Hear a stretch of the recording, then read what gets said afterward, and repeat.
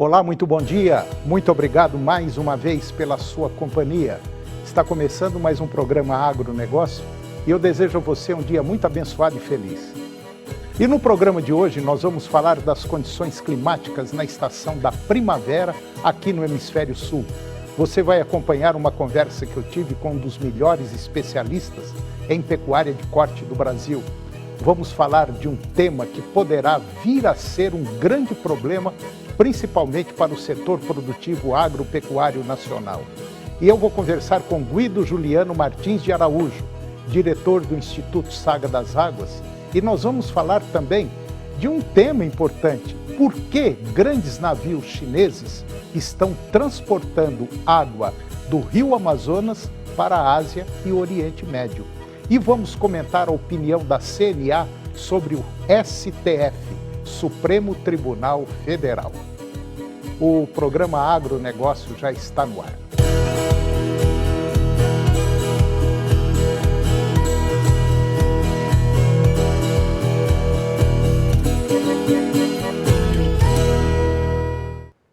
Eu começo o programa de hoje falando da primavera, que já está valendo aqui no Hemisfério Sul. A primavera começou no último sábado, dia 23, às 3h50, e termina no dia 22 de dezembro, à meia-noite e 27. A tendência da estação é de temperaturas acima da média em praticamente todo o Brasil, com máximas passando de 40 graus centígrados com frequência, principalmente na região do Mato Piba, centro-norte de Mato Grosso e região norte. Já na região sul e sudeste, as temperaturas ficam levemente acima da média, devendo atingir máximas de 34, 35 graus centígrados no decorrer do trimestre. Espera-se uma primavera chuvosa na região sul, com volumes que podem ultrapassar 400 milímetros no Rio Grande do Sul ao longo dos próximos 30 dias. Isso potencializa a chance de novos episódios de alagamentos no estado, em Santa Catarina e também no Paraná. Esperam-se chuvas mais moderadas. Na região sudeste, as chuvas devem ficar dentro da média climatológica. E em São Paulo, Rio de Janeiro e sul de Minas Gerais e também Espírito Santo. Já a região centro-norte mineiro e capixaba podem ter chuvas abaixo da média. Isso se deve ao fato de que o El Niño em andamento dificulta a formação da zona de convergência do Atlântico Sul, que costuma levar chuvas para o sudeste e centro-oeste no final da primavera e durante o verão.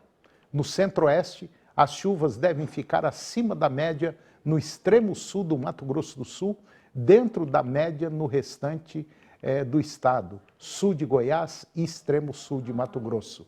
As demais áreas mato-grossenses e o norte goiano terão chuvas abaixo da média, tanto na região norte quanto no nordeste. As chuvas ficam abaixo da média, o que é característico do fenômeno El Niño. E agora você vai acompanhar uma conversa que eu tive com um dos principais consultores em pecuária do Brasil. Eu conversei com o Antônio Schacker e falamos de gestão na pecuária de corte. Confira.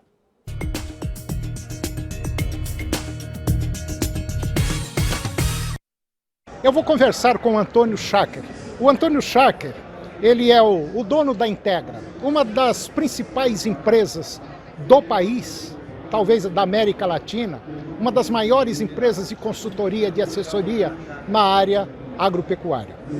E o Antônio Schacker já está no mercado há muitos anos, ele é zootecnista e ele vem fazendo um trabalho diferenciado. E agora ele fez um estudo de mais ou menos aí uns 10 anos, querendo saber, mesmo em crise, como é que tem fazenda que consegue dar lucro.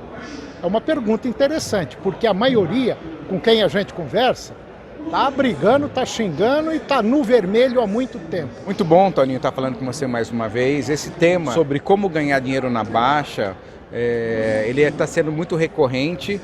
E se por um lado está tão difícil ou muito difícil que de fato está, por outro lado a gente tem uma oportunidade da mesma dimensão. Então antes de entrar, Toninho, para falar sobre os aspectos das fazendas que se mantêm em alto nível, eu queria falar sobre a grande oportunidade que a gente está vivendo. Eu sempre brinco, Toninho, você quer comprar um produto quando ele está caro ou quando ele está barato? Quando você quer comprar o produto, caro ou barato? Barato, né? Então, assim, a gente coloca que nesse momento as fazendas precisam ter um bom ataque e uma ótima defesa. O que é um bom ataque? Para quem tem acesso a recurso, ou seja, crédito ou dinheiro em caixa, e para quem tem comida guardada, feno, silagem, pastagem, é um momento maravilhoso para jogar no ataque, que é comprar 30% mais do que está vendendo para crescer na baixa. Isso vai gerar um resultado incrível no futuro, até porque a gente sabe, historicamente, que quando a arroba do boi gordo chega no mais baixo, que é o vale, quando ela vai para o pico entre 30 e 40 meses depois disso, ela praticamente dobra, ela aumenta 1,8 vezes. Então é bem provável que a gente vai estar falando em algum momento, Toninho, nós dois, de um bezerro de 4 mil e um boi gordo de 8 mil. Então, naturalmente, esse boi gordo de 8 mil ele pode ser comprado agora um bezerro de 1.500, 1.600 reais. Então, jogar no ataque é isso. Agora, vem jogar na defesa. O que é jogar na defesa? É gastar certo. Nesse momento de baixa, é o momento que a gente precisa racionalizar custo fixo, que é aquele custo fixo é aquele que não aumenta se você aumentar o gado e não diminui se diminuir o gado, e evitar investimentos não incidentes sobre a produção. Não é hora, por exemplo, se a ponte estiver boa, não é hora de refazer uma ponte para aumentar o tamanho dela. Não é hora de abrir uma nova estrada se necessário for. Não é hora de trocar o ar-condicionado do escritório.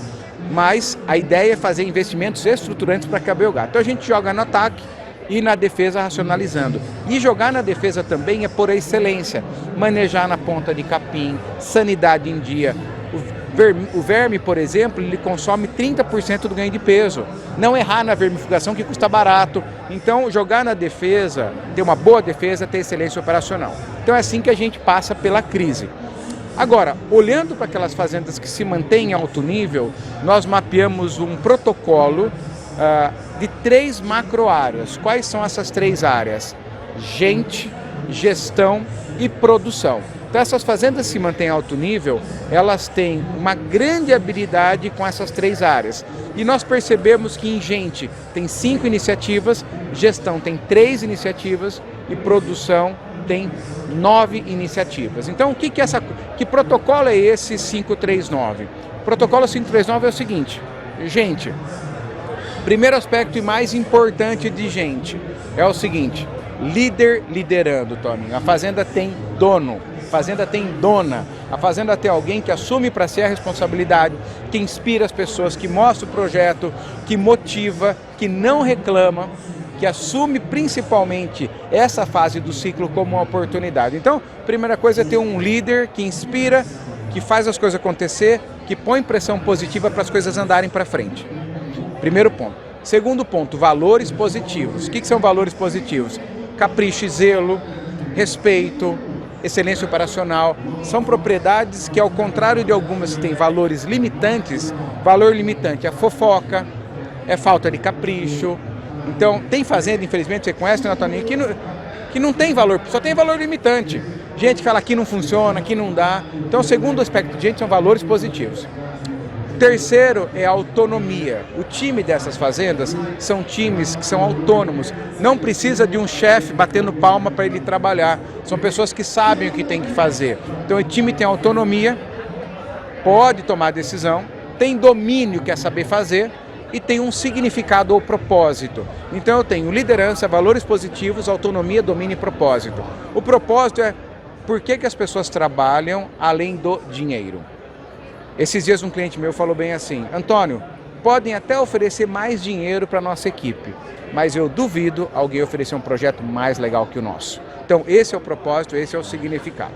Bom, aí a gente vai para a área de gestão. Quando a gente vai para a área de gestão, o que a gente encontra? A gente encontra 3 elementos, projeto, execução em alto nível e gerenciamento. O que é o projeto?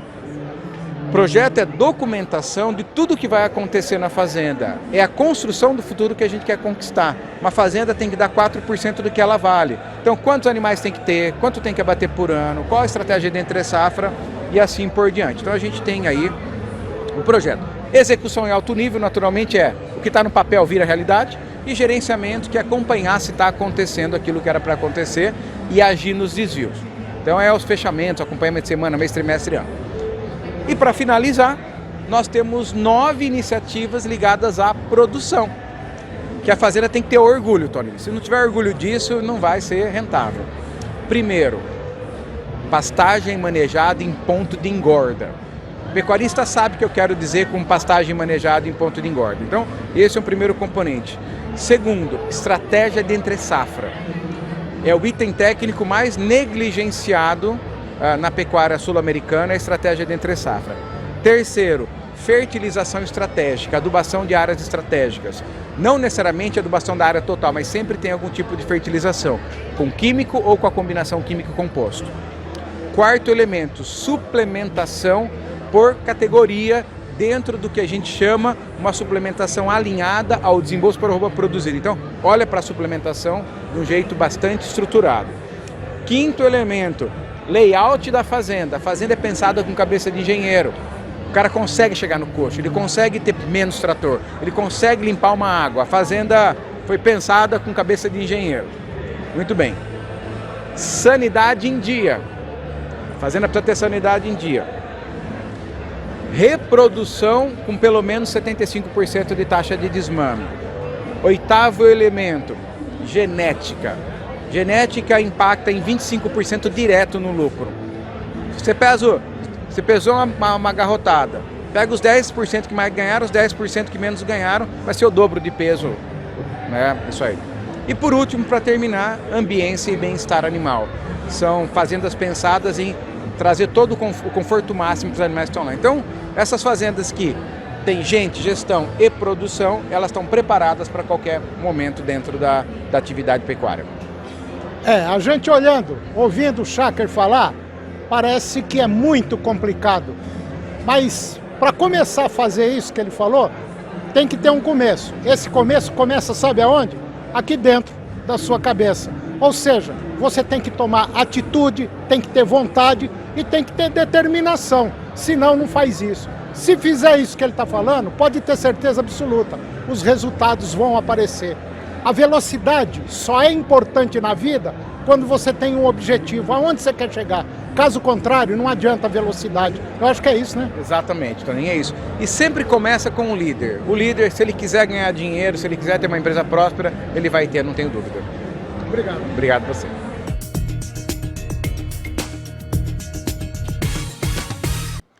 E depois do intervalo, nós vamos falar de um tema que poderá vir a ser um grande problema, principalmente para o setor produtivo agropecuário brasileiro. E eu vou conversar com Guido Juliano Martins de Araújo, diretor do Instituto Saga das Águas, e vamos falar de um tema importante. Por que os grandes navios chineses estão transportando água do rio Amazonas para a Ásia e o Oriente Médio? E vamos comentar da opinião da CNA sobre o STF, Supremo Tribunal Federal. Nós voltamos já, é um minuto só.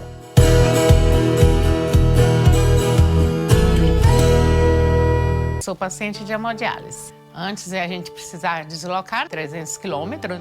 Agora, com 6 policlínicas e 7 hospitais regionais, o governo de Goiás está cuidando da Simone e de milhares de goianos em todas as regiões do estado. Agora, em 10 minutos que eu saio de casa, eu estou na policlínica.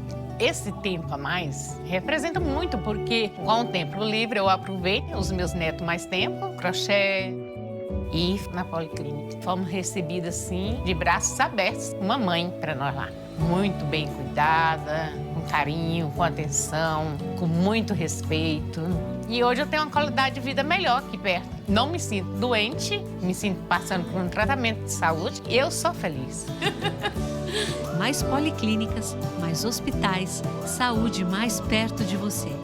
Dá certo para Simone, dá certo para todos os goianos. Governo de Goiás, o estado que dá certo. Canal TV Agro. Apoio Planalto Máquinas Agrícolas Revendedor Valtra. Goiânia, Jussara, Itumbiara e Porangatu. Estância Bahia Leilões. Estância Bahia a serviço da pecuária brasileira. Europoços Artesianos. Poços com até 800 metros de profundidade. Nutroeste Nutrição Animal. Tecnologia de resultados a serviço do pecuarista. volumoso X-Gold Pasto, pastagens com raízes profundas. Canal TV Agro, o canal do agronegócio.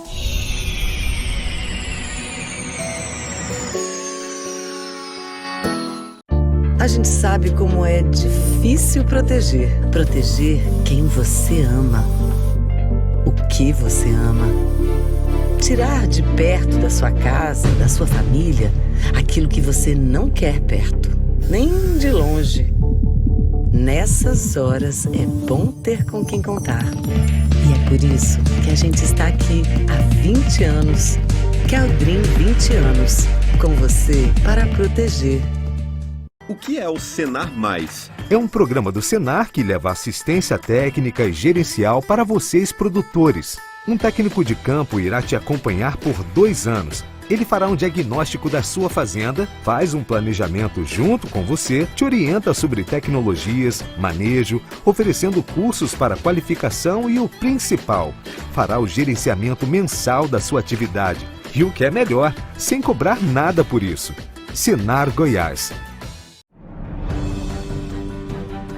Fazer televisão sempre foi mais que um trabalho para mim, sabe? É a missão de conhecer de verdade a vida das pessoas. Mostrar suas necessidades, suas lutas, seus sonhos. E a Serra Dourada faz parte da minha vida. A primeira TV que me deu uma chance em Goiás. Chegou a hora de a gente retomar essa história. O dever de investigar injustiças, fazer a diferença na vida de tanta gente, sentir aquela emoção ao vivo. É, meu povo, e é tudo isso que mexe de verdade com meu coração. Eu sou a Silvia Alves e eu espero você dia 2 de outubro às 11h15 da manhã no SBT Notícias Goiás, aqui na TV Serra Dourada. Agronegócio. Oferecimento Moinho Fino. A delícia que é o nosso café de todos os dias. Puríssimo. Senar Goiás, a maior escola da terra. Seu New Holland precisa de uma peça? Clica na Carpal que chega. carpaltratores.com.br. Caldrin, 20 anos protegendo sua família.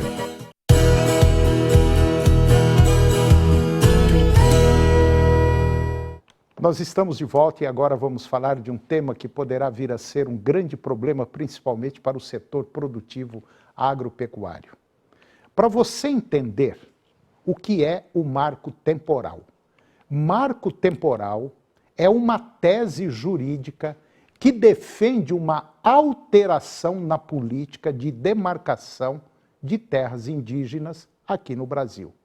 Segundo essa tese, só poderia reivindicar direitos sobre uma terra o povo indígena que já estivesse ocupando-a no momento da promulgação da Constituição Federal em 5 de outubro de 1988. E agora, na semana passada, o Supremo Tribunal Federal, STF, formou a maioria de votos para derrubar a validade do marco temporal para demarcação de terras indígenas. A maioria foi formada com o voto do ministro Luiz Fux. Fux seguiu a posição do relator ministro Edson Fachin e também de Alexandre de Moraes, Cristiano Zanin, Luiz Roberto Barroso e Dias Toffoli. Carmen Lúcia vota também contra o marco temporal e o placar está 7-2.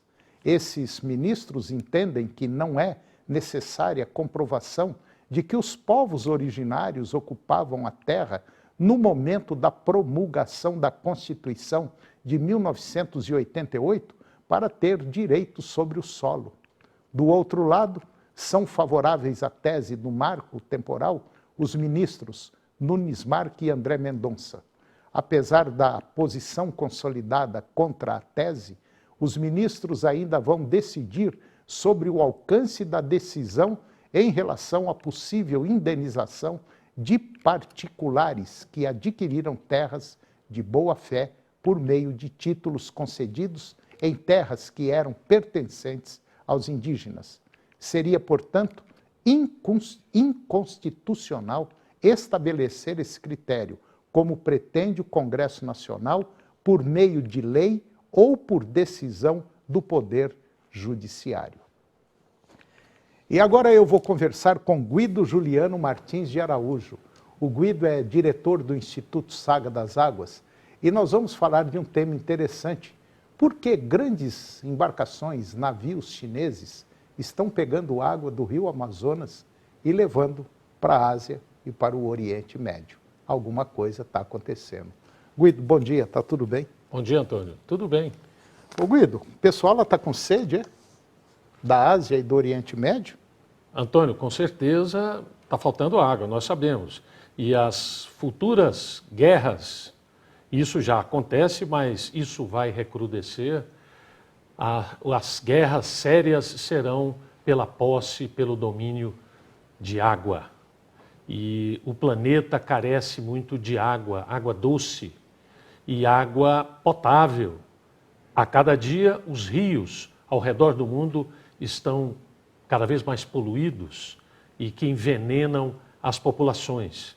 E quando você me diz sobre a questão dos navios chineses, aqueles que carregam petróleo, que são enormes, chegam a carregar até 50 mil toneladas de líquido, seja petróleo, seja água. Por que eles estão enchendo os seus porões e levando água através do Oceano Atlântico para levar para a Arábia Saudita, lá para o Oriente Médio ou para outros países, inclusive a China? Aí você me pergunta, mas na China existe o maior rio da Ásia, o rio Yangtze, aquele onde existe a maior hidrelétrica do planeta, Três Gargantas.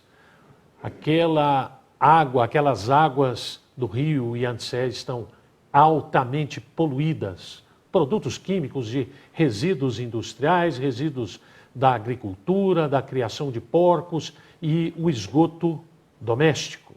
Então, uma dificuldade muito grande para se tratar a água. E aí eles vão agora no rio Amazonas, que é uma água pura. Existe uma poluição sobre a questão do mercúrio nas águas, mas como nós sabemos, o mercúrio está ali no assoalho dos rios amazônicos e eles pegam as águas superficiais e retiram todo o resíduo que possa ter de petróleo contido nos navios cargueiros e levam para lá e vendem a 80 centavos o metro cúbico. E nós sabemos que para dessalinizar o mar, o preço gira em torno de $1,50 o metro cúbico. Então, a volta vazio, voltaria, né? Agora volta com água e se vende a água. Mas também tem a pergunta, Antônio, será que é só água? Será que eles não estão analisando isto aí e dando uma outra destinação? E também nós sabemos, os navios pesqueiros, esses especializados em pesca, estão ali na costa do Pará, perto da ilha de Marajó, chegando até as Guianas, pescando peixe, porque ali é uma região de transição, principalmente ali na foz do Amazonas, em que você tem peixes de água doce e peixes de água salgada. Você tem uma quantidade enorme de peixes e fica muito fácil encher o navio de peixes brasileiros e depois ir para a China, né? Esse é o problema, Antônio. E tem mais um detalhe, vender para nós de novo, né? Exatamente. Antônio, nós temos um peixe que é produzido dos rios da China e do Vietnã, que nós temos aqui nos supermercados brasileiros com o apelido de fanga. Esse peixe é altamente produtivo porque come qualquer coisa. Então, águas altamente poluídas como do Vietnã e da China, eles se multiplicam e engordam absurdamente. E além deles estarem recheados de metais pesados e agroquímicos, eles se alimentam, eu disse, de tudo. Mas estão aqui, o Brasil acaba comprando um peixe que não é do gosto dos asiáticos e eles levam o nosso peixe lá da Amazônia que não sabe o que é poluição a não ser o uso indiscriminado de mercúrio para se purificar, para se resolver o problema do ouro e concentrar o ouro, né? Então a gente fica muito chateado por conta disso, né? Agora, Guido, aí vem uma clássica pergunta. Navio, acho que não tem radiador, né? Porque para encher um navio de água, para refrigerar o navio, precisa muita água, né, Guido? Agora, alguém tem que autorizar essa água, não tem? E seria o IBAMA, porque esse é um recurso brasileiro. Então, os órgãos oficiais, não só o IBAMA, muitos outros, terão que analisar, será que estão usando só para aumentar o calado do navio, para que ele fique mais estável na travessia do Atlântico? Não precisaria superlotar esse navio com água, né? Então, o argumento dos chineses é esse, mas nós sabemos que o chinês, ele não faria isso de maneira deliberada. Existe até um compromisso ou uma vista grossa, seja de quem for, para que isso aconteça. É bom que se investigue isso, tá? Para que a gente esteja consciente do que realmente está acontecendo. Porque, Guido, seria a mesma coisa uma empresa ou chinesa ou inglesa, ou seja lá, uma empresa de outro país, explorar, por exemplo, nós temos aqui a tal da terras raras, né, Guido? Não tem? Exatamente. As terras raras, nós temos vários locais no Brasil que tem as terras raras. Aqui no estado de Goiás também nós temos terras raras e são muito cobiçadas, né? E evidentemente os estrangeiros estão de olho não só nas nossas terras raras, mas também nos nossos minerais, Antônio. Nós já discutimos muito sobre isso. Já falamos. Inclusive essas terras raras tem aqui em Goiás, e se não me falha a memória, ela é explorada por uma empresa inglesa, não é? Anglo-americana. Anglo-americana. E essas terras raras, só para a gente ficar... Bobagem, coisa à toa. Ela tem, se não me falha a memória, entre 15 e 20 microelementos ou elementos minerais que são utilizados aí para fazer componentes para computador, coisas... Os microchips? Microchips, coisas assim absurdas que nós estamos deixando de tudo para fora.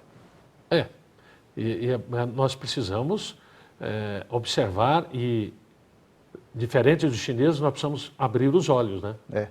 É como dizia um irmão, abre os olhos, Maria, que o negócio está... Cuidado com seu marido aí. Exatamente. Brincadeira, né, Guido? O negócio está feio, né? Está sério. Está sério. Guido, mais uma vez, muito obrigado pela sua presença, muito obrigado mesmo. E o chinês está aí, todo dia levando água e muita gente levando a nossa terra purinha. E o programa de hoje chegou ao fim. E eu termino o nosso programa com a seguinte frase. Tudo o que um sonho precisa para ser realizado é alguém que acredite que ele possa ser realizado. Muito obrigado pela sua companhia, que Deus nos abençoe e até o próximo programa. TV Serra Dourada SBT Goiânia. As notícias do esporte goiano e nacional do jeito que você gosta. Serra Dourada Esportes. Daqui a pouco, às 11h30. A seguir, Primeiro Impacto com...